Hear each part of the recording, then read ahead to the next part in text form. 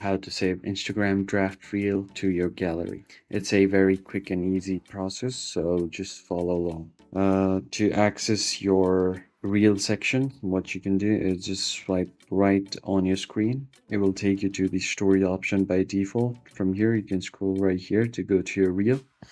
And in order to record your reel, you can just long press the button right here. And once you're happy, your reel will now be saved. So just simply tap on next, or you can even add audio from here. So just tap on next.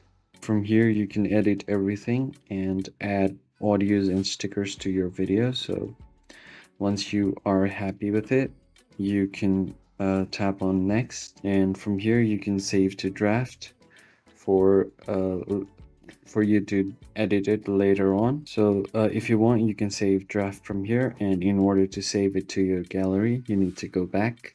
And here at the bottom, you can scroll all the way to the right, and you can just simply this download button right here. You can save it to your camera roll or save to draft from here.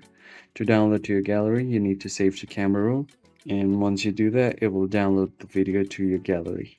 I hope you found the video helpful, and I'll see you on the next one.